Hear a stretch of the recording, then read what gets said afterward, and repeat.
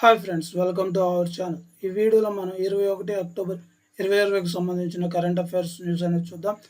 ఈ న్యూస్లో మనకి క్వశ్చన్కి సంబంధించిన ఇన్ఫర్మేషన్తో పాటు మన స్టాటిక్ జీకే కూడా ఇవ్వడం జరుగుతుంది. సో ఈ వీడియోని స్కిప్ చేయకుండా చివరి వరకు చూడండి. సో ఈ వీడియోలోకి వెళ్ళే ముందు ఇంతవరకు మన ఛానల్ ఎవరైనా సబ్స్క్రైబ్ చేసుకున్నట్లయితే సబ్స్క్రైబ్ చేసుకోండి.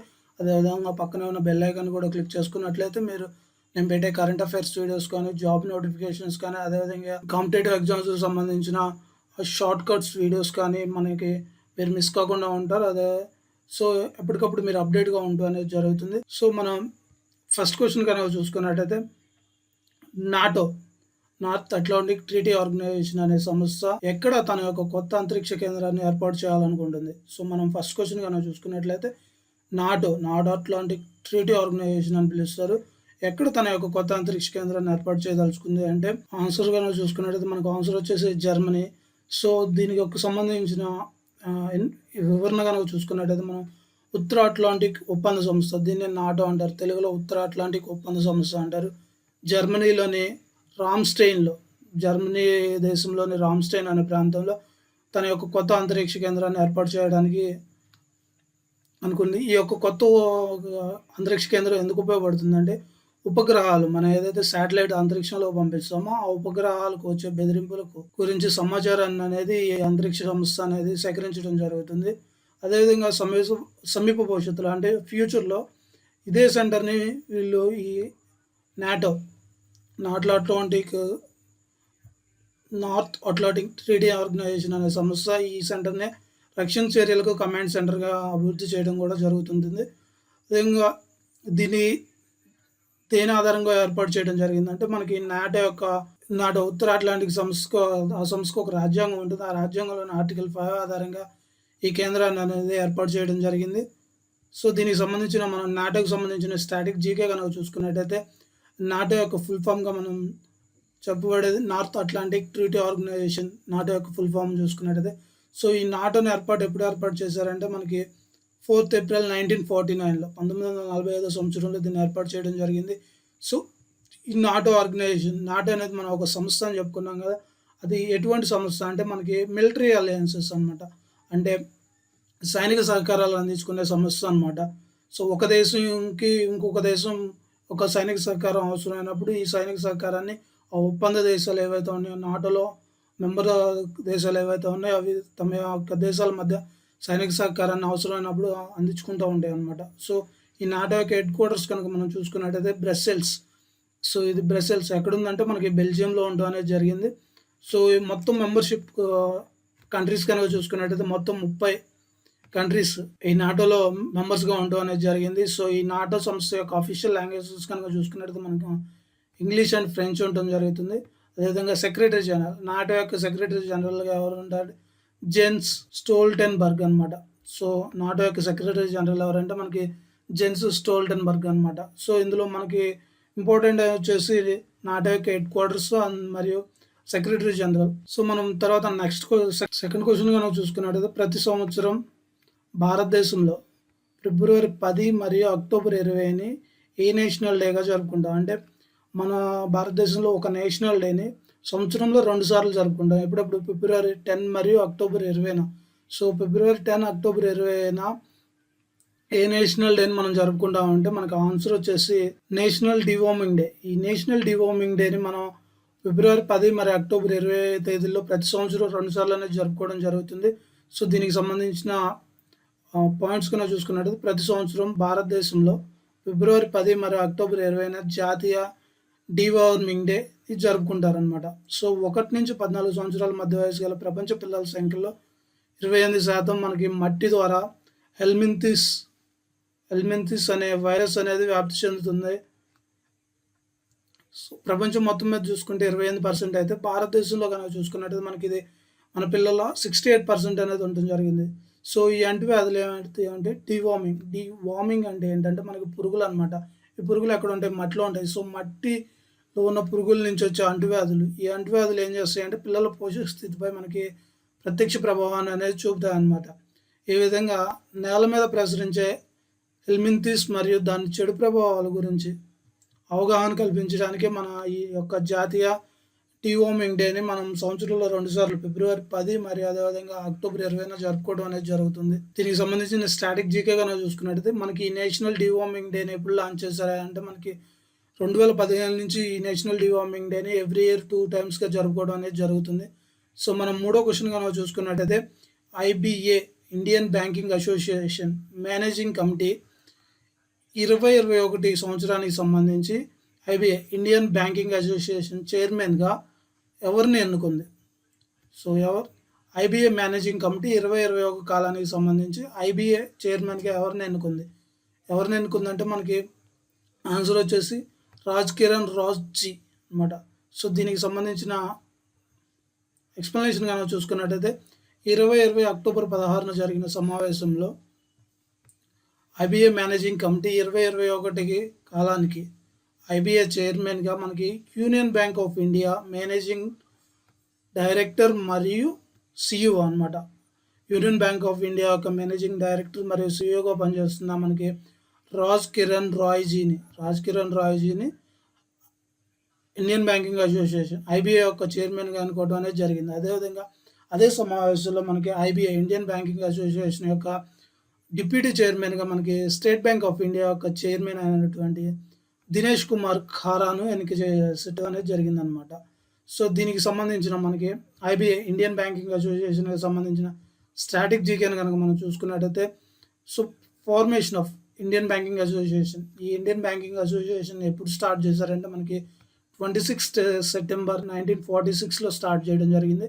అదేవిధంగా ఈ ఇండియన్ బ్యాంకింగ్ అసోసియేషన్ యొక్క హెడ్ క్వార్టర్స్ వచ్చేసి మనకి ముంబై, మహారాష్ట్రలో ఉండడం అనేది జరిగిందనమాట.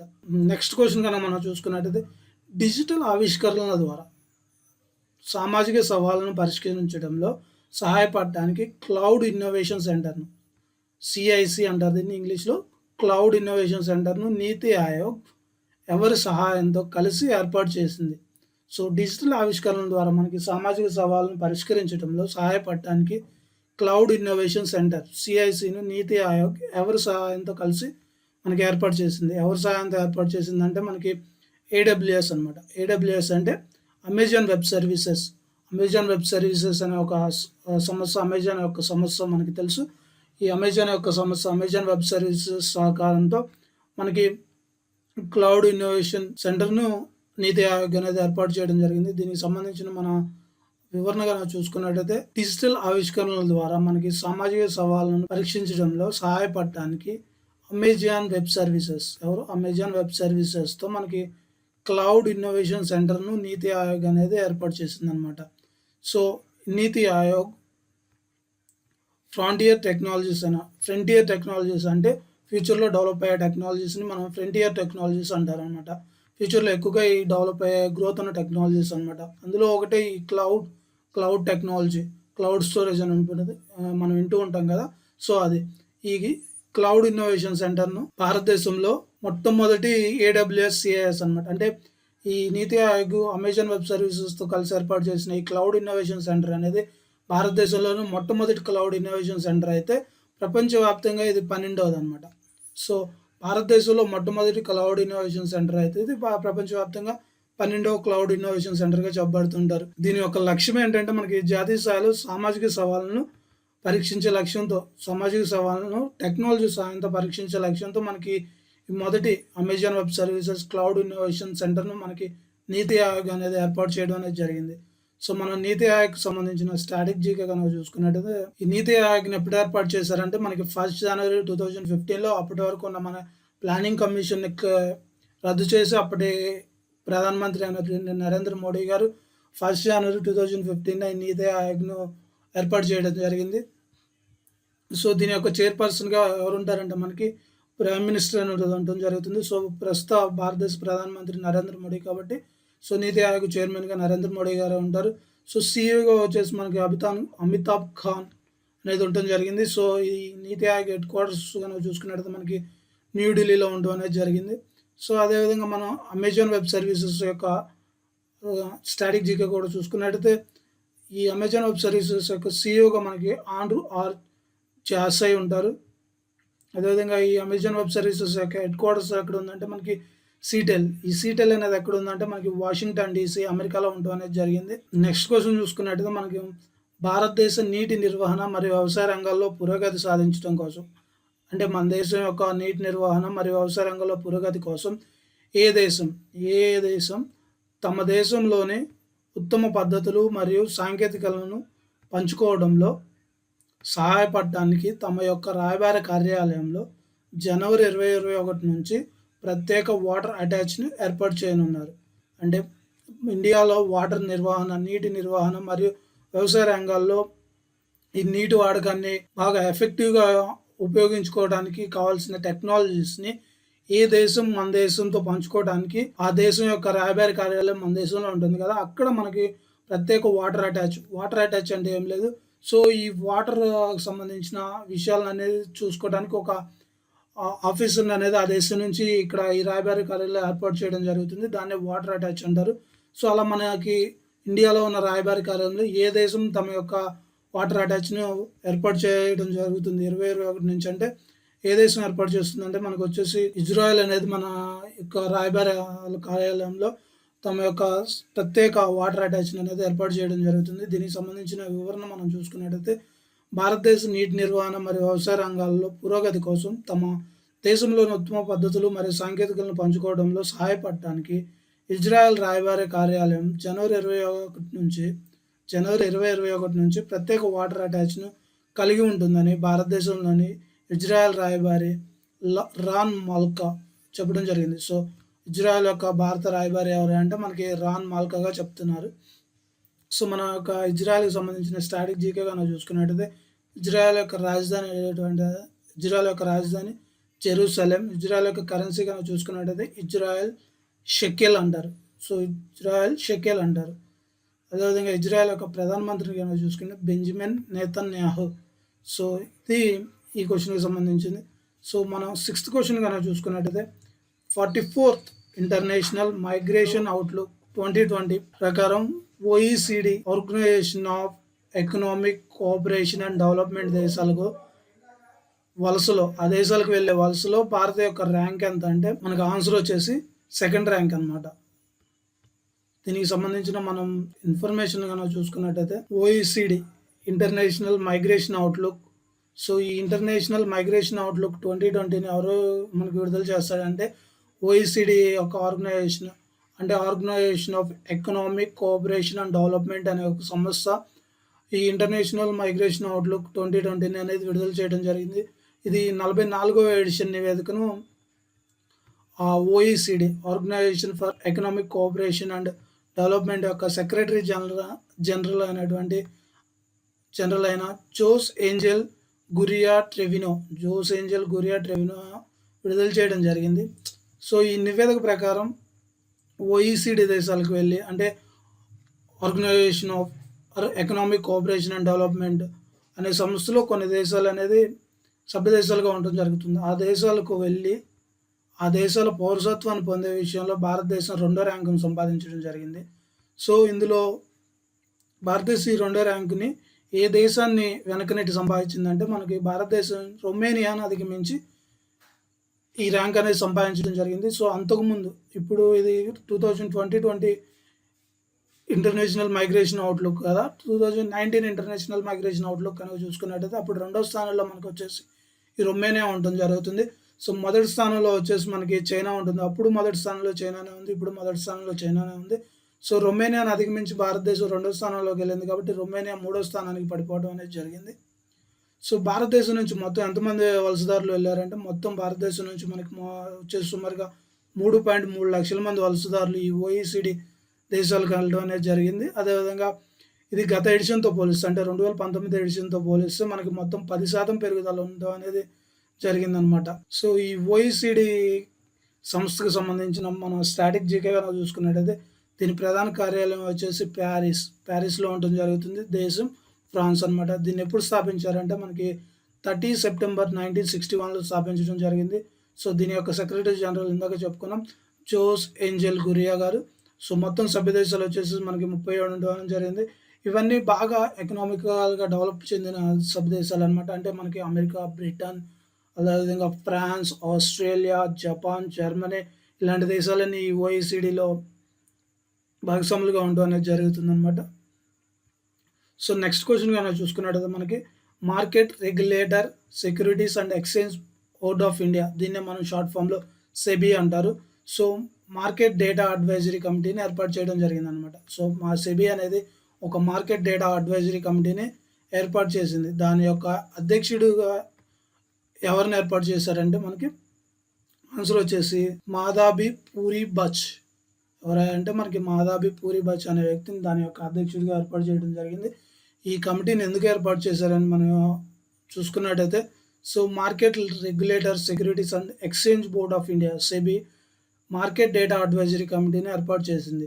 సో ఇది ఒక స్టాండింగ్ కమిటీ అనమాట. దీన్ని దేనికి ఏర్పాటు చేశారంటే సెక్యూరిటీల మార్కెట్ డేటాకు సంబంధించి తగిన విధానాన్ని సిఫారసు చేయడం కోసం, అదేవిధంగా డేటా అవసరాలు మరియు అంతరాలను గుర్తించడానికి, అదేవిధంగా డేటా గోప్యత అనమాట.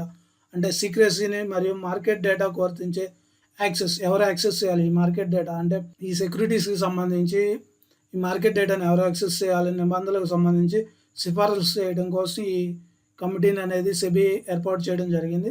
సో మనం స్టాటిక్ జీకే కనుక చూపించుకున్నట్టయితే సెబీకి సంబంధించి ఈ సెబీని స్థాపించింది మనకి ఎప్పుడంటే మనకి 12th ఏప్రిల్ 1992లో ఈ సెబీని స్థాపించడం అనేది జరిగింది. సో దీని యొక్క ప్రధాన కార్యాలయం కనుక చూసుకున్నట్టయితే ముంబైలో ఉండడం జరిగింది. దీని చైర్పర్సన్గా ఎవరున్నారంటే మనకి ప్రస్తుతం అజయ్ త్యాగి ఈ సెబీ యొక్క చైర్పర్సన్గా ఉండటం అనేది జరిగింది. సో మనం నెక్స్ట్ క్వశ్చన్ కనుక చూసుకున్నట్టయితే portraits of power of a century of being at ring side అనే పుస్తకం ఎవరి యొక్క ఆటోబయోగ్రఫీ. సో ఈ పుస్తకం ఎవరి యొక్క ఆటోబయోగ్రఫీ అంటే మనకి ఆన్సర్ వచ్చేసి ఎన్కే సింగ్ అనమాట.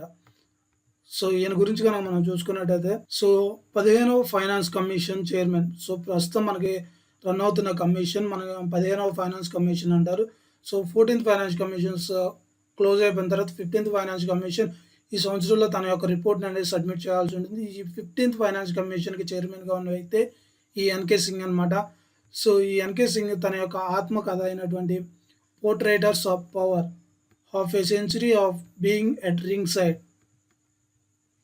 నువ్వు ఒక వర్చువల్ ఈవెంట్లో ప్రారంభించడం అనేది జరిగింది. ఇది అతని యొక్క ఆత్మకథ అనమాట. అతనే లాంచ్ చేయడం జరిగింది. సో ఆ ఈవెంట్కి మనకి వచ్చేసి ఆర్థిక మంత్రి నిర్మలా సీతారామన్, అదేవిధంగా రిలయన్స్ ఇండస్ట్రీస్ చైర్మన్ మరియు మేనేజింగ్ డైరెక్టర్ అయినటువంటి ముఖేష్ అంబానీ గారు, అదేవిధంగా సింగపూర్లోని సామాజిక విధానాల మంత్రి అయినటువంటి థర్మన్ షణ్ముగం ముఖ్య అతిథులుగా హాజరయ్యారనమాట.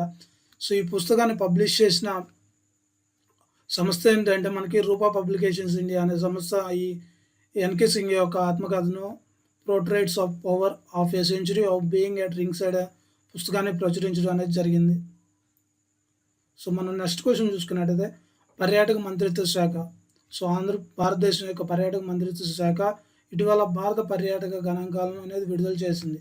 సో ఆ నివేదిక ప్రకారం ఏ రాష్ట్రం దేశంలో అత్యధిక దేశీయ పర్యాటకులను అనేది ఆకర్షించడం అనేది జరిగింది. సో ఏ రాష్ట్రం ఆకర్షించిందంటే మనం ఆన్సర్ వచ్చేసి ఉత్తరప్రదేశ్ అనమాట. ఉత్తరప్రదేశ్ అత్యధిక దేశీయ పర్యాటకులను అనేది ఆకర్షించడం జరిగింది. దీనికి సంబంధించి చూసుకున్నట్టయితే మనం పర్యాటక మంత్రిత్వ శాఖ ఇటీవల భారత పర్యాటక గణాంకాలను విడుదల చేసింది. ఈ నివేదిక ప్రకారం ఉత్తరప్రదేశ్ దేశంలో అత్యధిక దేశీయ పర్యాటకులను ఆకర్షించింది. తాజ్ మహల్ మరియు దేశీయ పర్యాటక రంగంలో అగ్రస్థానంలో ఉన్న గేట్వే ఆఫ్ ఇండియా. సో ఇవి రెండు అనమాట మనకి ఎక్కువ దేశీయ పర్యాటకులను ఆకర్షిస్తుంది. ఏంటంటే మనకి తాజ్ మహల్ మరియు గేట్వే ఆఫ్ ఇండియా. దీన్ని ప్రతిరోజు 40,000 మంది పైగా పర్యాటకులు ఈ ప్రదేశాలను సందర్శించడానికి వస్తారనమాట. సో ఉత్తరప్రదేశ్ దేశీయ పర్యాటకులను గరిష్టంగా ఆకర్షించింది. సో ఆ తర్వాత దేశీయ పర్యాటకులను అత్యధికంగా ఆకర్షించే రాష్ట్రాలు కనుక మనం చూసుకున్నట్టయితే తర్వాత స్థానంలో కేరళ, రాజస్థాన్ మరియు జమ్మూ కాశ్మీర్లు అనేది ఉండడం జరిగింది. సో ఈ ఉత్తరప్రదేశ్కి సంబంధించి మనం స్ట్రాటజీగా కనుక చూసుకున్నట్టయితే ఉత్తరప్రదేశ్ యొక్క రాజధాని మనకు వచ్చేసి లక్నో. సో అదేవిధంగా ఉత్తరప్రదేశ్ యొక్క హైకోర్టు ఎక్కడ ఉంటుందంటే మనకి అలహాబాద్లో ఉంటుంది.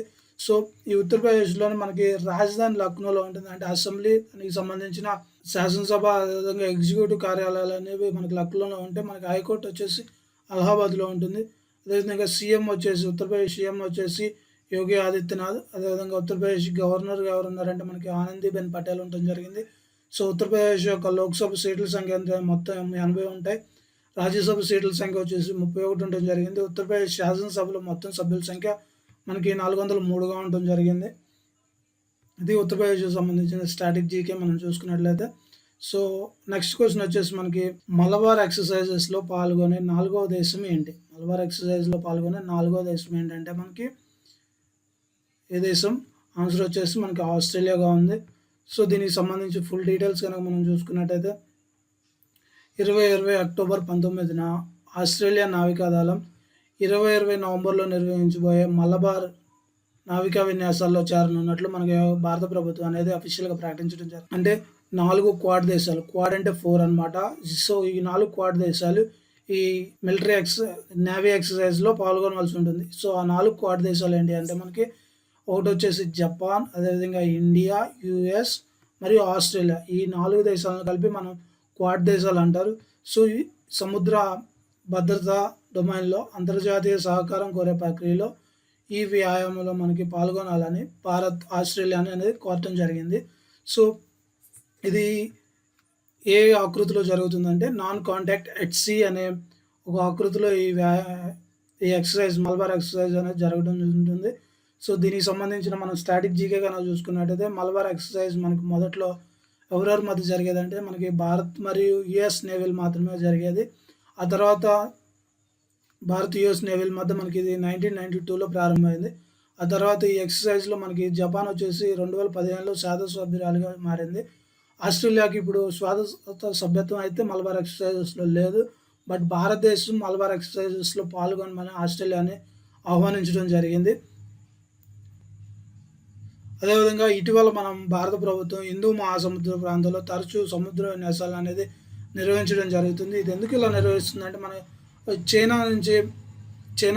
మనకి ఆ జమ్మూ కాశ్మీర్ రీజియన్లో, అదేవిధంగా అరుణాచల్ ప్రదేశ్ ప్రాంతాల్లో మనకి కవ్వింపులు అనేది చేస్తుంది కదా. సో దానికి మన యొక్క బలాన్ని తెలియజేయడం కోసం ఈ నావికా విన్యాసాలను అనేది హిందూ మహాసముద్రంలో తరచూ ప్రదర్శించడం జరుగుతుంది. అలా జరిగిన లాస్ట్ 2 monthsలో అలా జరిగిన ఈ 3 నావికాదళ విన్యాసాలకు సంబంధించి కొన్ని కనుక మనం చూసుకున్నట్టయితే ఫస్ట్ వచ్చేసి ఇండియా అండ్ యుఎస్, ఇండియా మరియు అమెరికాల మధ్య పాసెక్స్ అనే నావికాదళ విన్యాసం అనేది జరగడం జరిగింది. ఇది ఎప్పుడు జరిగిందంటే మనకి జూలై 2020లో జరిగింది. ఇందులో మనకి ఒక ప్రత్యేకత ఏంటంటే యుఎస్ నిమ్తిజ్, దీన్నే మనం the world largest air craft carrier అంటారు. అంటే యుద్ధ విమానాలను క్యారీ చేసే ఒక మన ఓడగా చెప్పబడుతుంటాం. ఈ largest air craft carrier of the United nations అనేది ఈ నావికాదళ విన్యాసంలో మనకి జూలై 20 జరిగిన నావికాదళ విన్యాసంలో పాల్గొనడం అనేది జరిగింది. దాన్ని మనం పాసెక్స్ అంటాం. ఆ తర్వాత మనకి ఇండియా ఆస్ట్రేలియా మధ్య మనకి కూడా జరిగింది, పాసెక్స్ గానే పిలుస్తాం. ఇది జరిగింది సెప్టెంబర్ 2020. సో మనం చూసుకున్నట్టయితే సెప్టెంబర్ 2020 పాసెక్స్ ఏ దేశాల మధ్య జరిగిందంటే మనకి ఇండియా ఆస్ట్రేలియా మధ్య అని చెప్పాలి. అదేవిధంగా జూలై 2020 పాసెక్స్ ఏ దేశాల మధ్య జరిగిందంటే మనకి ఇండియా యుఎస్ అని చెప్పాల్సి ఉంటుంది. సో అదేవిధంగా ఇండియా జపాన్ల మధ్య మనకి 2020లో మనకి చిమ్మెక్స్ అని నావికాదళ విన్యాసం జరగడం జరిగింది. అలాగే సాగర్, కవచ అండ్ మాట్లా అభియాన్ ఎక్సర్సైజెస్ వర్ ఆల్సో ఏర్పాటు చేయడం జరిగింది. ఇది ఇండియా నేవీ ఏర్పాటు చేయడం జరిగింది. అదేవిధంగా ఇండియా అండ్ బంగ్లాదేశ్ మధ్య, భారతదేశం మరియు బంగ్లాదేశ్ మధ్య బాన్గో సాగర్ అండ్ కార్పాట్ అనే నావికాదళ విన్యాసాలు అక్టోబర్ 2020 అంటే అక్టోబర్ 2020లో ఏర్పాటు చేయడం అనేది జరిగింది. అదేవిధంగా ఇండియా శ్రీలంక మధ్య మనకి స్లినెక్స్ అనే నావికాదళ విన్యాసాలు కూడా ఏర్పాటు చేయడం అనేది జరిగింది. ఇవన్నీ మనకి వచ్చేసి గత పాస్ట్ 2 monthsలోనే ఈ నావికాదళ విన్యాసాలు అనేది అన్ని ఏర్పాటు చేయడం జరిగింది. ఇవి ఆర్ఆర్బి ఎన్టీపీసీకి సంబంధించి చాలా ఇంపార్టెంట్ బిట్స్గా ఉండడం అనేది కూడా జరుగుతుంది మనకి. ఎందుకంటే ఈ మధ్యలో మనకి ఎగ్జామ్స్ ఉంది, RRB NTPC, RRB group D, కాబట్టి వీటికి సంబంధించి ఒకసారి అనేది బాగా చూసుకోండి. సో మనకి లాస్ట్ క్వశ్చన్ వచ్చేసి కేంద్ర మంత్రి నితిన్ గడ్కరీ ఏ రాష్ట్రంలో మొట్టమొదటి multi modal logistic park of ఇండియాకు పునాది రాయి వేశారు? ఏ రాష్ట్రంలో వేశారంటే మనకి వచ్చేసి రాష్ట్రం వచ్చేసి మనకి అస్సాం అనమాట. ఈ అస్సాంలో మనకి ఇండియాలోనే మొట్టమొదటి మల్టీ మోడల్ లాజిస్టిక్ పార్కుకి మన పునాది రాయడం అనేది. దీనికి సంబంధించి కనుక చూసుకున్నట్టయితే అక్టోబర్ 2020న కేంద్ర మంత్రి నితిన్ గడ్కరీ అస్సాంలో మొట్టమొదటి multi modal logistic park of ఇండియాకు పునాది వేశారనమాట. ఈ పార్కును ప్రతిష్టాత్మక భారత్ మాత పరియోజన కింద అభివృద్ధి చేయడం అనేది జరుగుతుందన్నమాట. సో ఈ భారత్మాల పరియోజన కనుక చూసుకున్నట్టయితే ఈ భారత్మాల పరియోజనను కేంద్ర రహదారి మరియు రవాణా మరియు రహదారుల భద్రతా మంత్రి అయినటువంటి మి మినిస్టర్ నితిన్ గడ్కరీ 2017లో ప్రారంభించారు. దీని యొక్క ముఖ్య లక్ష్య భారత్మాల పరియోజన పథకం యొక్క ముఖ్య లక్ష్యం ఏంటంటే మనకి రహదారి రవాణాను మెరుగుపరచడం దీని యొక్క ముఖ్య లక్ష్యంగా ఉందన్నమాట.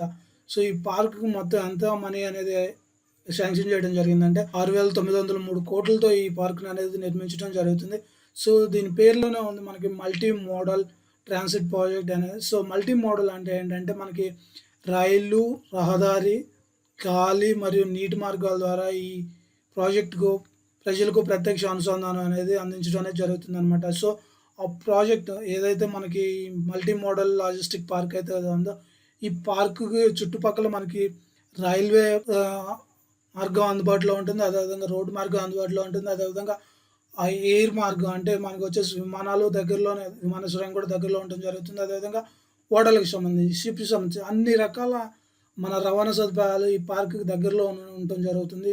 సో, అందుకే దీన్ని మల్టీ మోడల్ లాజిస్టిక్ పార్క్ అంటారు. ఇది మొదటిసారిగా మనకి అస్సాంలో ఏర్పాటు చేయడం అనేది జరిగింది. ఇది 21 అక్టోబర్ 2020కి సంబంధించిన కరెంట్ అఫైర్స్.